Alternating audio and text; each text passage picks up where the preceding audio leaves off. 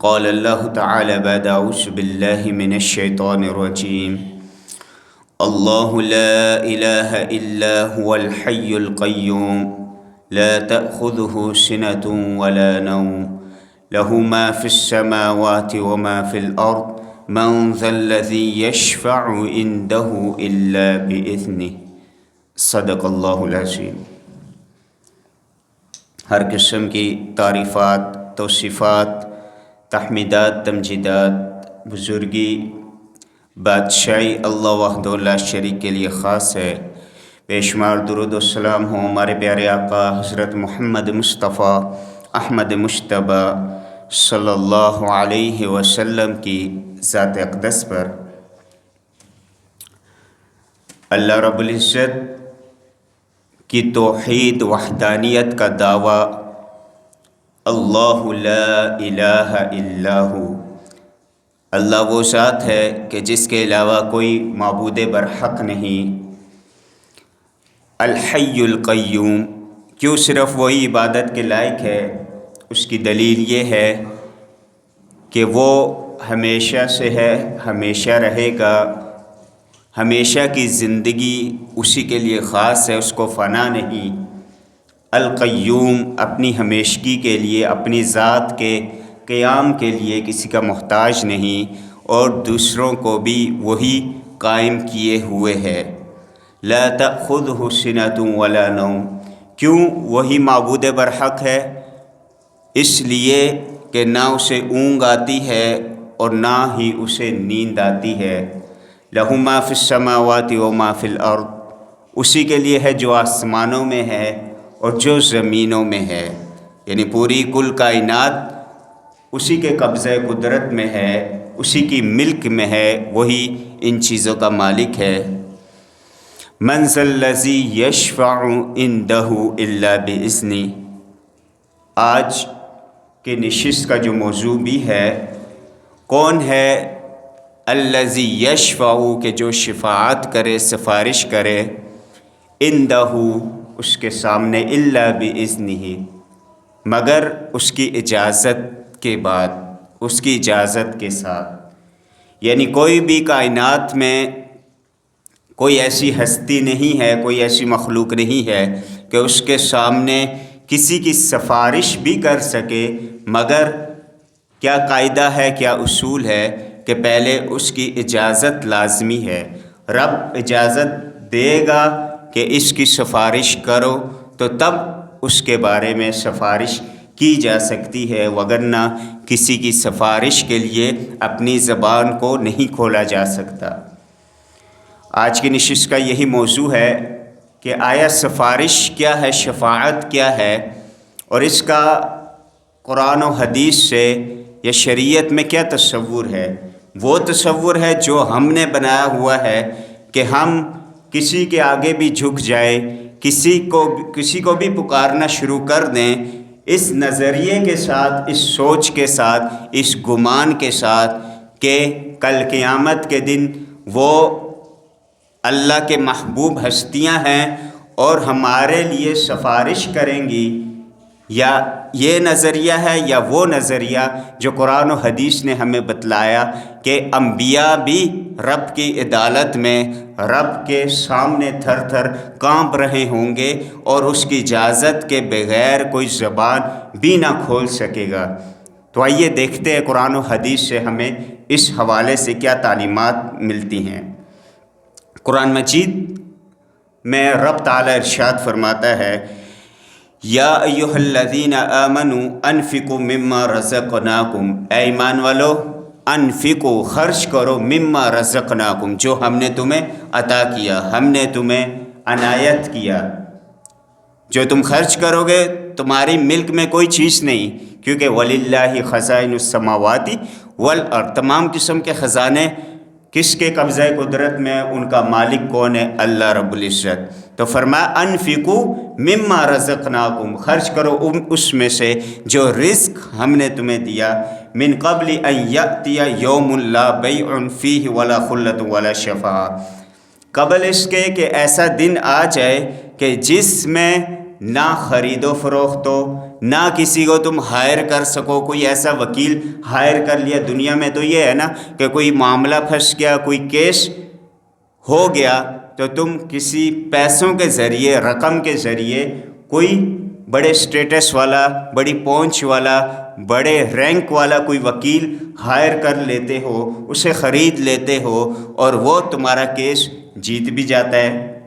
کل قیامت کے دن کوئی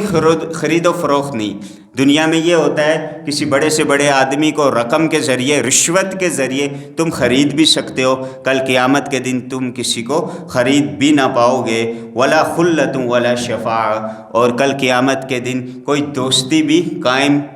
کام نہیں آئے گی۔ یوم یفر المرء من اخیہ و امہ و ابیہ و صاحبتہ و بنیہ، کل قیامت کے دن بھائی بھائی سے بھاگ رہا ہوگا،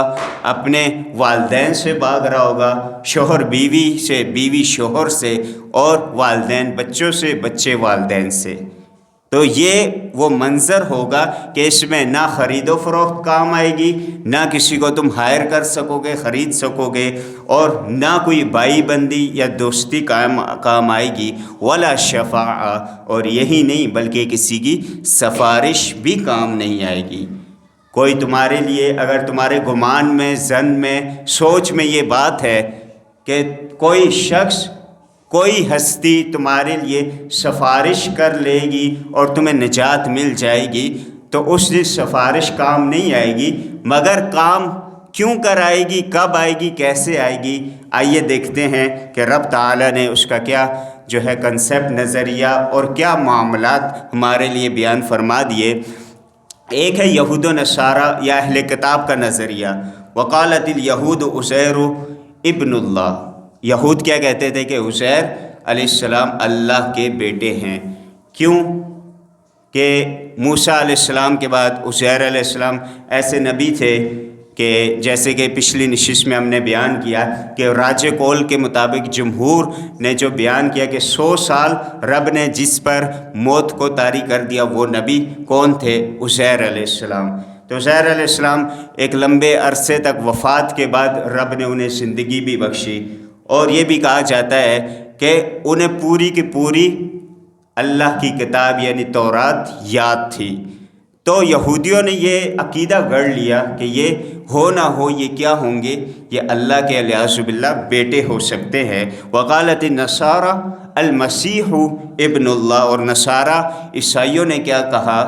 کہ مسیح عیسیٰ علیہ السلام وہ والعیاذ باللہ اللہ کے بیٹے ہیں۔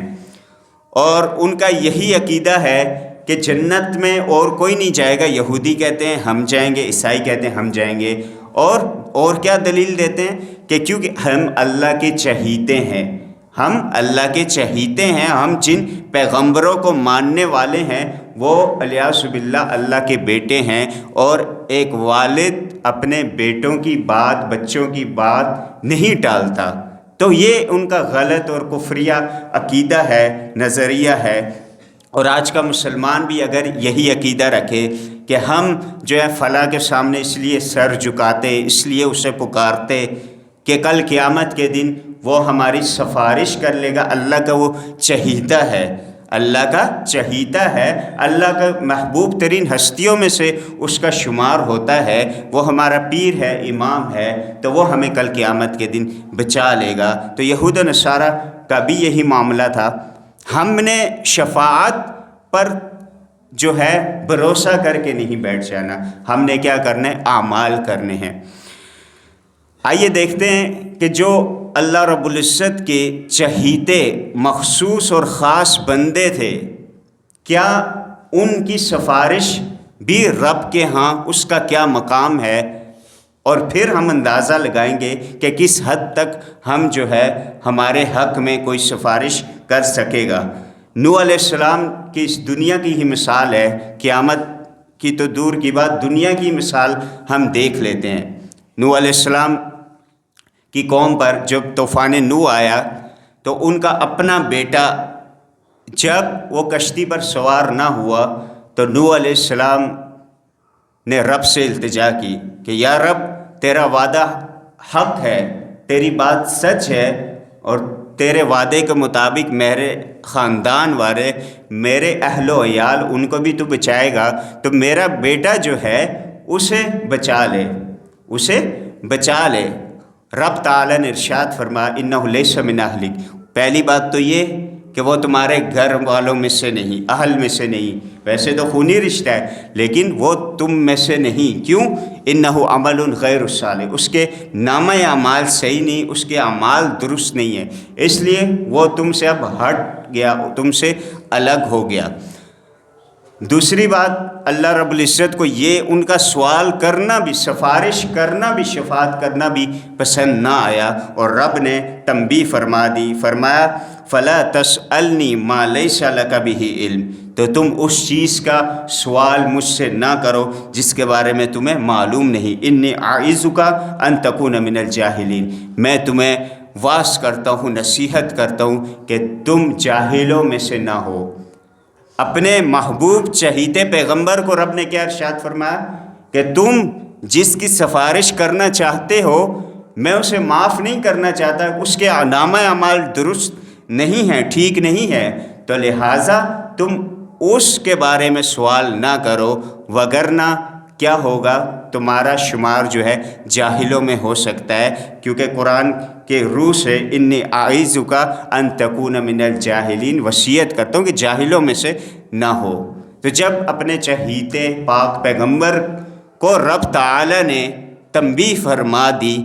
کہ اس کی سفارش نہ کرو جسے میں نہیں بخشنا چاہتا، تو کیا جن کو ہم پکارتے یا جنہیں ہم نے جو ہے بڑا بنایا ہوا ہے، جن کی پرستش عبادت کی جاتی ہے دنیا میں من دون اللہ، اللہ کے علاوہ، کیا وہ ہماری کوئی سفارش کر پائیں گے؟ انہیں تو اپنی پڑی ہوگی۔ عبداللہ بن ابی کے حق میں بھی نبی صلی اللہ علیہ وسلم نے، جو رئیس المنافقین ہے، آپ صلی اللہ علیہ وسلم نے عبداللہ رضی اللہ عنہ، عبداللہ بن ابی کے جو بیٹا تھا، کیونکہ وہ صحابی تھے،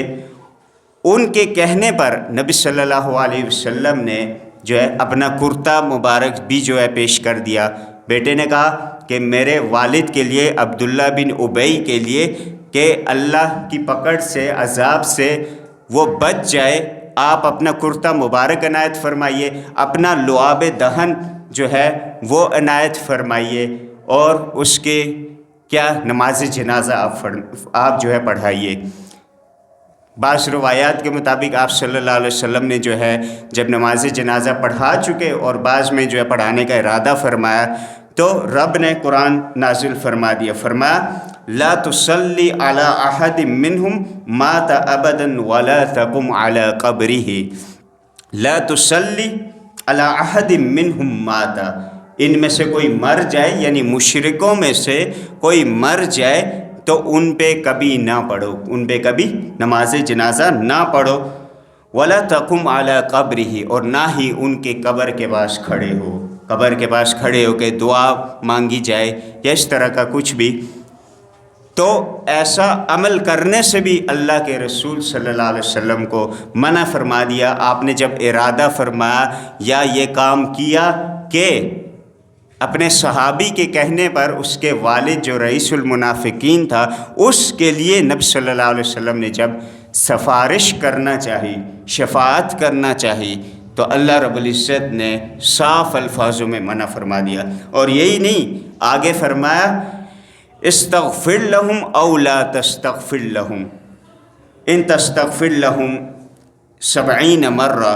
فلن یغفر اللہ لہم، کہ چاہے آپ ان کے لیے استغفار طلب کریں، اللہ سے بخشش مانگے یا نہ مانگے، اور چاہے آپ 70 مرتبہ ان کے لیے بخشش مانگے، فلن یغفر اللہ لہم، اللہ ہرگز انہیں نہیں بخشے گا۔ سب سے محبوب ترین ہستی روئے زمین پر امام الانبیاء پیارے نبی صلی اللہ علیہ وسلم کیا کر رہے ہیں؟ سفارش کر رہے ہیں اللہ کے حضور ابی کے لیے، اور رب نے عبداللہ بن ابی کے لیے،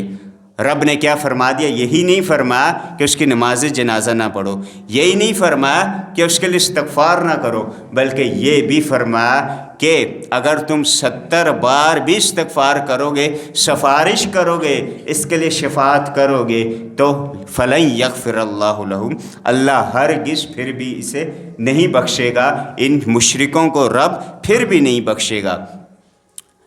ہم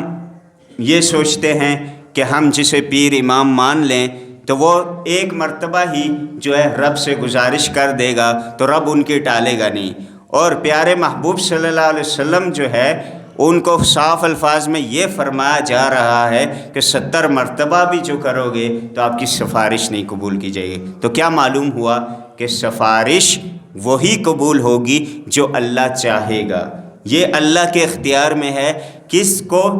سفارش کا حق دیا جائے، کس کو اذن دیا جائے، حکم دیا جائے، اجازت دی جائے، اور کس کی سفارش قبول کرنی ہے، کس کے حق میں قبول کرنی ہے۔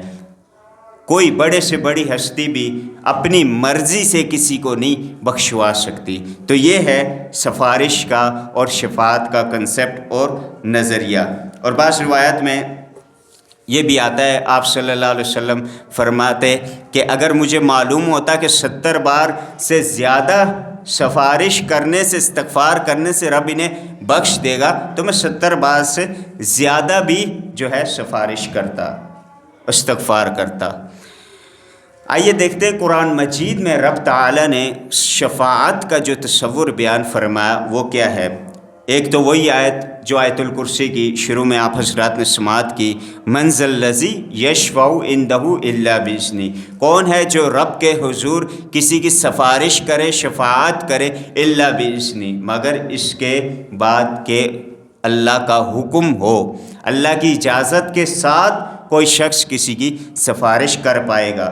دوسرے مقام پر ارشاد فرمایا سورہ طٰہٰ میں، یومئذ لا تنفع الشفاعۃ الا من اذن لہ الرحمن، اس دن کسی کی شفاعت بھی فائدہ نہیں دے گی کسی کو مگر اس کی الا من اذن لہ الرحمن، جس کو اللہ رحمان نے اذن دیا ہو، حکم دیا ہو، اجازت دی ہو۔ یعنی رحمان جس کو کل قیامت کے دن اجازت فرما دے، اجازت عطا کر دے، اس کی سفارش جو ہے قابل قبول ہوگی۔ پھر فرمایا وَلَا تَنْفَعُ الشَّفَاعَةُ عِنْدَهُ إِلَّا لِمَنْ أَذِنَ لَهُ، اور کسی کی سفارش اور شفاعت قیامت کے دن نہیں قبول ہوگی مگر اس کے حکم کے ساتھ۔ مَا مِن شَفِيعٍ إِلَّا مِن بَعْدِ إِذْنِهِ، سورہ یونس میں ارشاد فرمایا کوئی شفیع شفاعت کرنے والا نہیں ہوگا مگر اس کے حکم کے بعد، اس کے حکم کے ساتھ۔ اسی طرح سورہ نبا میں ارشاد فرمایا یوم یقوم الروح والملائکۃ صفا لا یتکلمون الا من اذن لہ الرحمن وقال صوابا، کہ اس دن روح امین، اس دن جبرائیل فرشتوں کے سردار، تمام فرشتے صف بصف کھڑے ہوں گے اور کیا کریں گے؟ لا یتکلمون الا من اذن لہ الرحمن، وہ بھی کلام نہیں کر پائیں گے مگر صرف وہی کلام کرے گا جسے اللہ کا حکم ہوگا، اذن ہوگا۔ معلوم ہوا کہ شفاعت ایک ایسی چیز ہے کہ کل قیامت کے دن اس کے لیے پہلے رب اذن عطا فرمائے گا، حکم ارشاد فرمائے گا، اور پھر کسی کو بولنے کی جرت ہوگی اور کسی کو بولنے کی اجازت ہوگی۔ جس کو بولنے کی اجازت دی جائے گی اسے بھی سب کے لیے نہیں کہ بھائی جس کا جی چاہا اس نے سفارش کر دی، جس کا جی چاہا اس کو بخشوا لیا، نہیں، سفارش کی جس کو اجازت دی جائے گی اسے بھی متعین کر دیا جائے گا کہ تم ان لوگوں کے لیے تم سفارش کر پاؤ گے، کر سکو گے۔ وہ بھی آگے ہم دیکھتے ہیں کن لوگوں کے حق میں سفارشیں قبول ہوں گی۔ شفاعت اور اس کی جو ہے اقسام، شفاعت کا تصور میں نے اور آپ نے سمجھ لیا تقریباً کہ کسی کے لیے کسی چیز کی سفارش کرنا، کسی کو عذاب سے یا کسی اور چیز سے بچانے کے لیے کسی کے حق میں سفارش کرنا، کسی کو منانے کو، یہ عام طور پہ عام مفہوم میں اسے کیا کہا جاتا ہے؟ شفاعت کہا جاتا ہے۔ حضرت ابو ہریرہ رضی اللہ عنہ بیان کرتے ہیں، بخاری اور مسلم کی روایت ہے، نبی صلی اللہ علیہ وسلم نے ارشاد فرمایا لکل نبی دعوت، ہر نبی کی ایک دعا تھی۔ ویسے تو بہت ساری دعائیں، لیکن ایک خاص دعا ہر نبی کو دی گئی اور اس کا اختیار دیا گیا، ایک خاص دعا جو ہے عطا کی گئی۔ فَأُرِيدُ إِن شاء اللَّهُ أَنْ أَخْتَبِيَ دَعْوَتِي شَفَاعَةً لِأُمَّتِي يَوْمَ الْقِيَامَةِ، تو میں نے اپنی جو دعا جو مجھے رب نے حکم دیا یا مجھے عنایت فرمائی، وہ میں نے رب سے نہیں مانگی، کل قیامت کے دن اپنی امت کی بخشش کے لیے وہ میں نے رکھ چھوڑی ہے۔ کل قیامت کے دن اس دعا کو استعمال کر کے اللہ کے حضور صلی اللہ علیہ وسلم جو اپنے امتیوں کو بخشوائیں گے۔ یہ بخاری اور مسلم کی روایت کا مفہوم ہے۔ شفاعت ایک تو وہ ہوتی ہے، سفارش وہ ہوتی ہے جو دنیاوی لحاظ سے ہے۔ دنیا میں اگر میں اور آپ کسی زندہ شخص سے کسی چیز کی سفارش کرتے ہیں یا کرواتے ہیں تو وہ جائز ہے۔ اس کی ایک مثال اللہ کے رسول صلی اللہ علیہ وسلم نے بریرہ رضی اللہ عنہا سے سفارش کی اور مغیث کے حق میں شفاعت کی۔ کیا کہ مغیث رضی اللہ عنہ جو ہے، جو ان سے بہت محبت کرتے ہیں، ان کے عقد میں، ان کے نکاح میں رہنے کی جو ہے سفارش کی کہ میں چاہتا ہوں کہ آپ جو ہے ان کے عقد میں رہیں، ان کے نکاح میں رہیں۔ اس طرح کی بے شمار دوسری مثالیں بھی ہیں۔ تو ایک تو دنیاوی سفارش، کسی کے حق میں جو ہے سفارش کرنا، یہ دنیا، اور زندہ لوگوں سے سفارش کرنا یا کرانا۔ شفاعت کی ایک دوسری اقسام وہ ہے کہ جو صرف رب کے حضور کی جا سکتی ہے اور کسی مخلوق کے سامنے نہیں کی جا سکتی۔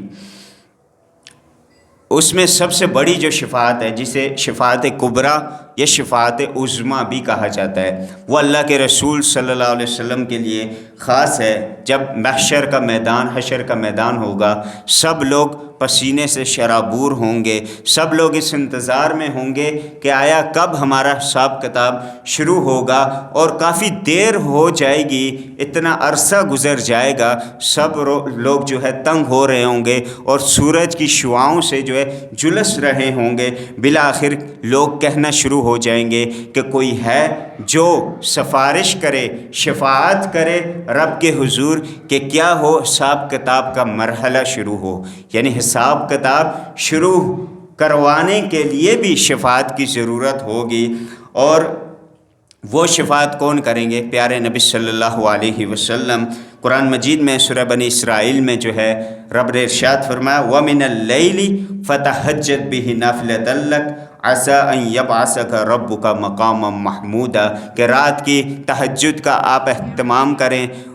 کیوں اہتمام کریں؟ ان قریب انشاءاللہ آپ کا رب جو ہے آپ کو کیا کرے گا؟ مقام محمود پر پہنچا دے گا اور مقام محمود عطا فرمائے گا۔ تو یہ وہی مقام محمود ہے کہ جو کیا نبی صلی اللہ علیہ وسلم پہلی شفاعت فرمائیں گے حساب کتاب شروع کرانے کے لیے، پہلی سفارش کریں گے رب کے حضور کہ یا اللہ اب حساب کتاب کا مرحلہ شروع ہو جائے، اور رب اس کو قبول فرمائے گا۔ دوسری شفاعت کون سی ہوگی؟ جنت میں پیارے نبی صلی اللہ علیہ وسلم سب سے پہلے جنت کا دروازہ کھولنے کی شفاعت وہ بھی آپ ہی فرمائیں گے۔ سب سے پہلے نوک کریں گے، دروازہ کھٹکھٹائیں گے، جنت کا دربان جو ہے وہ فرشتہ وہ نکلے گا اور پوچھے گا من انت، آپ کون ہیں؟ آپ فرمائیں گے میں محمد ہوں صلی اللہ علیہ وسلم۔ تو وہ کہے گا مجھے یہی آرڈر ملا ہے، حکم ملا ہے کہ یہ دروازہ سب سے پہلے آپ کے لیے کھلے اور آپ کو اہلا و سہلا مرحبا۔ نبی صلی اللہ علیہ وسلم سب سے پہلے جنت کا دروازہ کھلوائیں گے۔ اسی طرح ایک اور شفاعت جس کا ذکر حدیث میں آتا ہے کہ اللہ کے رسول صلی اللہ علیہ وسلم اپنے چچا ابو طالب کے لیے جو ہے شفاعت کریں گے کل قیامت کے دن، کیونکہ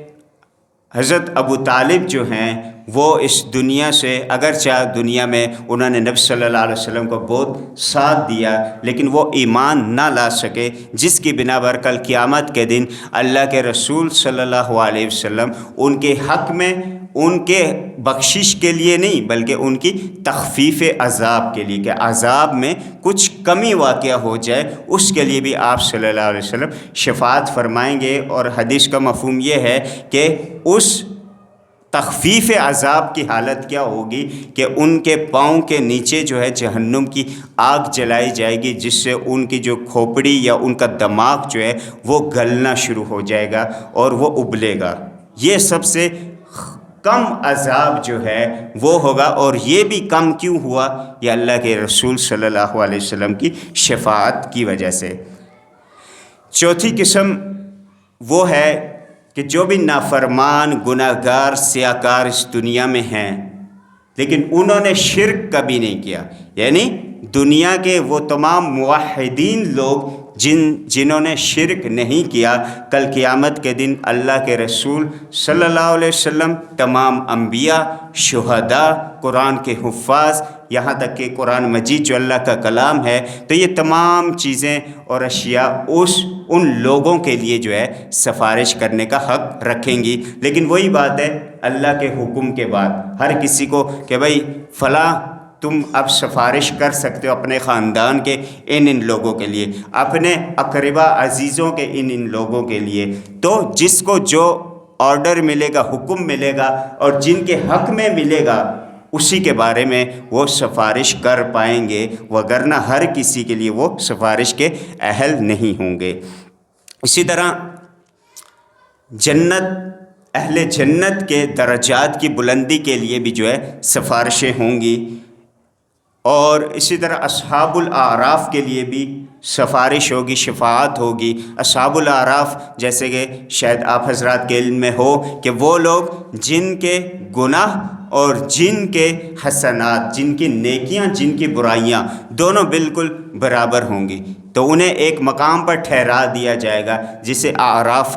کہا گیا ہے۔ نہ جنت میں داخلہ ملے گا، نہ دوزخ میں داخلہ ملے گا، بالآخر ان کے حق میں ان کے گھر والے یا جن کے ساتھ دنیا میں انہوں نے اچھے برتاؤ کیے، یا انبیاء، شہداء، صالحین جو ہے، ان لوگوں کی سفارشوں میں سے اور شفاعتوں میں سے کسی کی شفاعت کے ذریعے، سفارش کے ذریعے اصحاب الاعراف کو پھر بالآخر جنت میں داخلہ نصیب ہوگا۔ اسی طرح 8ویں نمبر پہ ایسے لوگ جو بغیر حساب کتاب کے جنت کے داخلے کے مستحق قرار پائیں گے، ان کے لیے بھی شفاعت کا ایک سلسلہ ہوگا۔ تو یہ تقریباً 8 قسمیں ہیں جو کل قیامت کے دن ان کے حق میں سفارشیں کی جائیں گی۔ سفارش کی جو شرطیں ہیں وہ بھی یاد رہے، ذہن میں رہے، اگرچہ وہ ہمارے علم میں آ چکی ہے۔ وہ کیا ہے؟ ایک تو یہ اللہ کی اجازت لازمی ہے، اللہ کا حکم اور اللہ کی اجازت ہوگی تب سفارش کی جا سکے گی، وگرنہ نہیں کی جا سکتی۔ اور اسی طرح سفارش کس کی جائے گی؟ جس کے بارے میں رب کا حکم ہوگا۔ ہر ایرے گیرے کے لیے سفارش انسان کر دے تو یہ نامنظور ہے، اور یہ کل قیامت کے دن نہیں ہوگا، بلکہ اللہ رب العزت کے اذن کے بعد اسی کے حق میں سفارش کی جائے گی جس کے بارے میں اللہ کا حکم ہوگا۔ جیسے قرآن مجید میں اور بھی آیتیں ہیں، ان میں سے ایک آیت لا یشفعون الا لمن ارتضی، وہ شفاعت نہیں کر پائیں گے مگر انہی کے لیے جس کا رب راضی ہوگا، جس کی سفارش کے لیے، شفاعت کے لیے رب راضی ہوگا، انہی کی وہ شفاعت کر پائیں گے۔ ایک طویل روایت جو سفارش یا شفاعت کے لیے ہے، جو کہ بخاری اور مسلم میں موجود ہے، حضرت انس رضی اللہ عنہ راوی ہیں، فرماتے ہیں، اسے حدیث شفاعت کے نام سے بھی یاد کیا جاتا ہے، فرماتے ہیں کل قیامت کے دن لوگ جو ہیں حشر کے میدان میں موجود ہوں گے تو ڈھونڈیں گے، اپنے اپنے نبیوں کو ڈھونڈیں گے۔ پہلے جس امت کا نبی ہے، اس نبی کے پاس وہ امت والے جانے کی کوشش کریں گے۔ جب آدم علیہ السلام کے پاس جایا جائے گا کہ بھئی آدم ابو البشر ہیں، ہمارے بابا جان ہیں، تو وہ ہماری سفارش کریں اللہ کے حضور۔ آدم علیہ السلام کے پاس جائیں گے اور کہیں گے ہماری شفاعت فرمائیے۔ آدم علیہ السلام فرمائیں گے لست لہا، میں اس لیے نہیں ہوں، میں اس کا اہل نہیں ہوں۔ اور ایک دوسری روایت میں آتا ہے کہ میں وہی ہوں کہ جس کی وجہ سے تمہارا بابا ہی جو ہے جنت سے نکلا تھا اور تمہیں جنت سے نکالا تھا، لہٰذا میں اس کے اہل نہیں ہوں۔ تو آدم علیہ السلام جو ہے فرمائیں گے کہ ابراہیم کے پاس جائیں، علیکم بِإِبْرَاهِيمَ فَإِنَّهُ خلیل اللہ، ابراہیم کے پاس جاؤ، بے شک وہ اللہ کے کیا ہیں؟ دوست ہیں۔ ابراہیم علیہ السلام کے پاس لوگ آئیں گے، ابراہیم علیہ السلام فرمائیں گے لست لہا لست لہا، میں سفارش کے اہل نہیں ہوں، شفاعت کے اہل نہیں ہوں۔ علیکم بموسیٰ، موسیٰ کے پاس جاؤ، موسیٰ علیہ السلام کے پاس جائیں گے کہ موسیٰ آپ تو کلیم اللہ ہیں، آپ ہماری سفارش کیجئے، شفاعت کیجئے۔ موسیٰ علیہ السلام فرمائیں گے لست لہا لست لہا، میں بھی اس کا اہل نہیں ہوں۔ علیکم بعیسیٰ، عیسیٰ کے پاس جاؤ، عیسیٰ کے پاس لوگ آئیں گے، انت روح اللہ، آپ اللہ کے کلمہ ہیں، کلمہ کن سے اللہ نے آپ کو وجود بخشا معجزاتی طور پر، تو آپ جو ہے اللہ کی قدرت کی علامت بھی ہیں، تو اب ہماری سفارش فرمائیے۔ عیسیٰ علیہ السلام فرمائیں گے لست لہا لست لہا، میں اس کا اہل نہیں ہوں۔ علیکم بمحمد صلی اللہ علیہ وسلم، تم کہاں جاؤ؟ محمد صلی اللہ علیہ وسلم کے پاس۔ لوگ اللہ کے رسول صلی اللہ علیہ وسلم کے پاس آئیں گے اور آپ سے عرض کریں گے اے اللہ کے رسول صلی اللہ علیہ وسلم ہماری حق میں شفاعت فرمائیے۔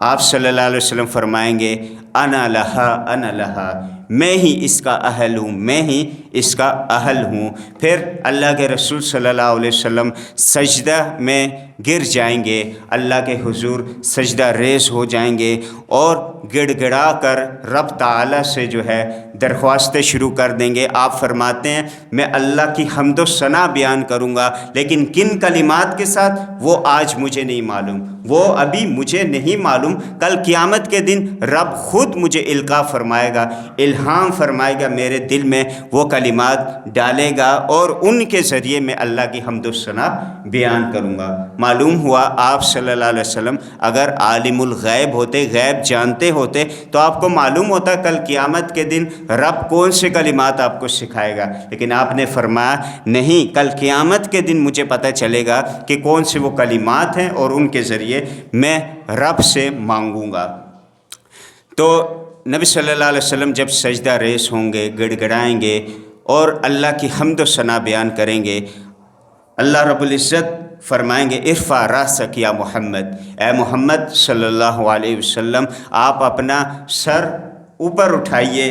سل تعطا واشفع تشفع، آپ پوچھئے، آپ مانگیے، آپ کو عطا کیا جائے گا، واشفع تشفع، آپ شفاعت کیجئے، آپ کی شفاعت قبول کی جائے گی۔ نبی صلی اللہ علیہ وسلم فرمائیں گے امتی امتی، یا اللہ میری امت میری امت،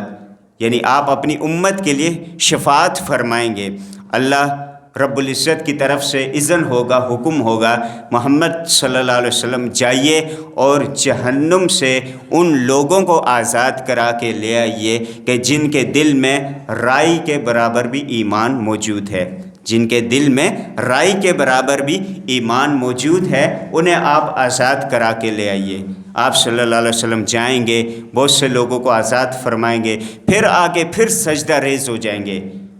پھر کچھ لمحے بعد، کچھ عرصے بعد اللہ کا حکم ہوگا ارفع راسک یا محمد، آپ اپنا سر اٹھائیے، سل تعطا واشفع تشفع، مانگیے کیا مانگنا ہے آپ کو عنایت کیا جائے گا اور آپ کی شفاعت قبول کی جائے گی۔ اللہ کے حضور صلی اللہ علیہ وسلم دوبارہ ارشاد فرمائیں گے امتی امتی، میری امت میری امت۔ نبی صلی اللہ علیہ وسلم کو دوبارہ حکم ہوگا کہ جائیے اور رائی کے دانے سے کم جس کے دل میں ایمان ہے اسے بھی آپ جہنم سے لے آئیے اور آزاد کرا لیجئے۔ آپ صلی اللہ علیہ وسلم تشریف لے جائیں گے اور دوبارہ ایسے لوگوں کو جن کے دل میں رائی کے دانے سے بھی کم ایمان ہے ان کو آزاد کرا کے لے آئیں گے۔ اسی پر بس نہیں کی آپ صلی اللہ علیہ وسلم نے، آج ہمارا کیا حال ہے؟ وہ نبی صلی اللہ علیہ وسلم جو کل قیامت کے دن بھی جب ہر طرف نفسا نفسی کا دور ہے، ہمارے لیے گڑ گڑا رہے ہیں، سجدہ ریز ہو رہے ہیں اور رب سے التجائیں فرما رہے ہیں، ہم آج ان سے اتنی بے وفائی کرتے ہیں کہ ایک طرف ہمارے نبی صلی اللہ علیہ وسلم کی بات آئے، ان کا قول آئے تو ان کا عمل آئے، اور دوسری طرف کسی امتی کا قول یا بات آ جائے تو ہم جو ہے امتی کی بات، امتی کا قول، اس کی بات کو، اس کے عمل کو لے لیتے ہیں۔ لیکن پیارے نبی صلی اللہ علیہ وسلم جن کا ہم نے کلمہ بھی پڑھا اور کل قیامت کے دن بھی وہ ہماری ہی سوچ رہے ہیں، ان کے حوالے سے ہم اتنی بے وفائی کا شکار ہیں کہ ہم ان کے بات کو پس پش ڈال دیتے ہیں اور اس پر توجہ نہیں دیتے۔ نبی صلی اللہ علیہ وسلم کو حکم ہوگا کہ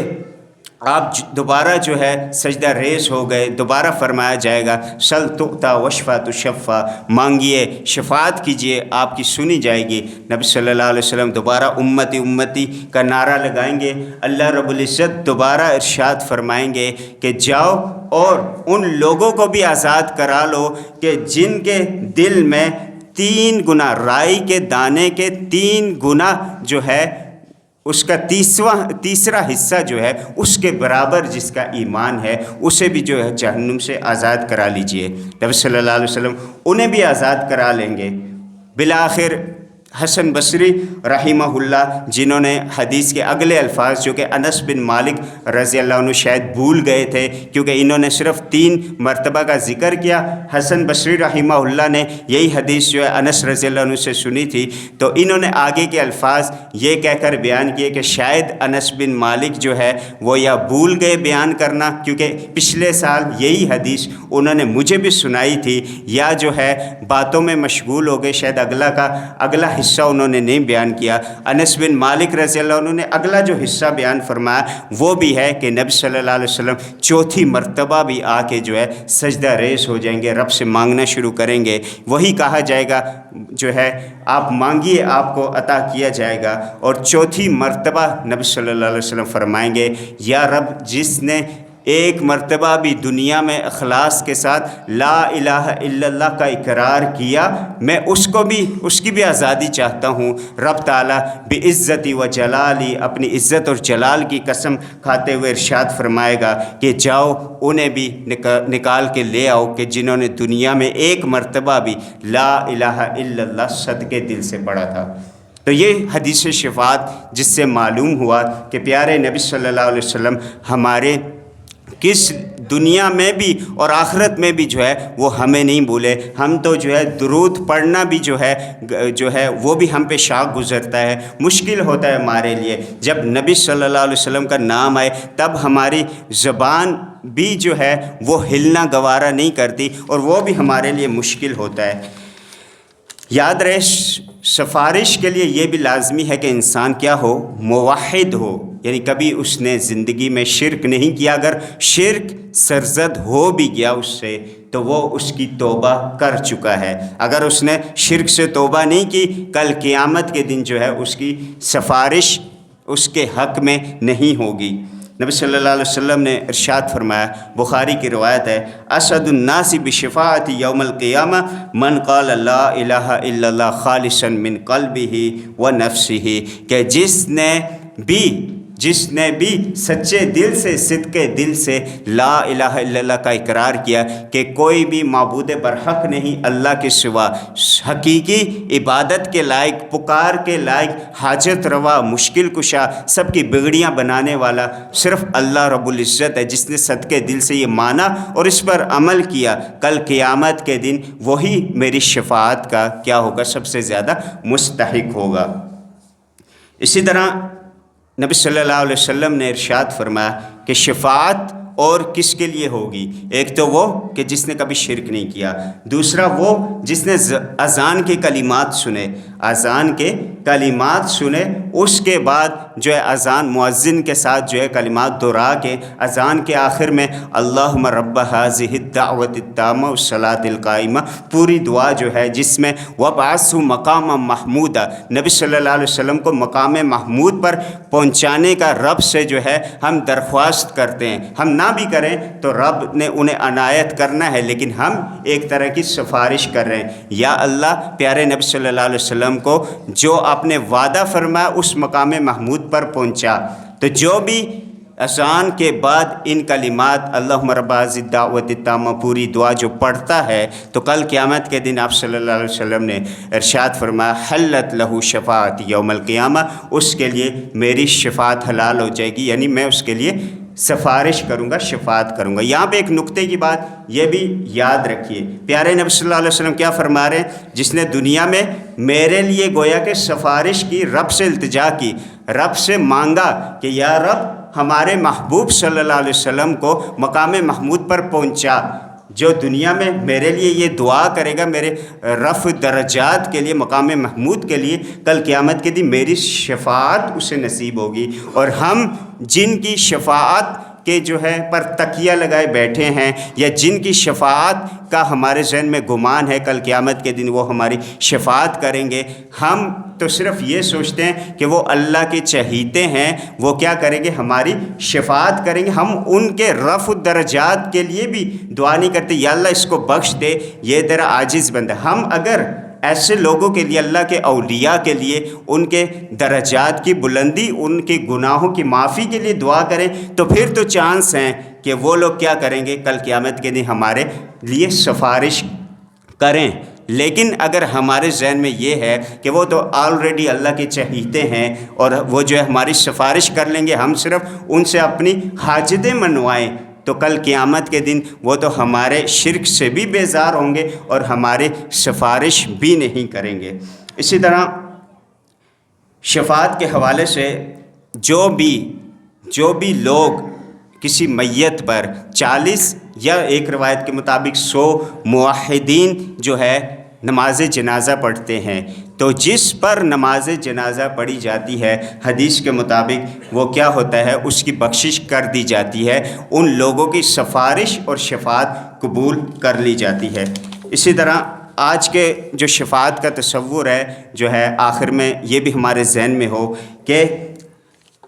مکہ کے مشرکین کیا کہتے تھے؟ ہؤلاء شفعاؤنا عند اللہ، سورہ یونس میں اور بھی کئی مقام پر رب نے ارشاد فرمایا کہ جب ان سے پوچھا جاتا ہے ان کو کیوں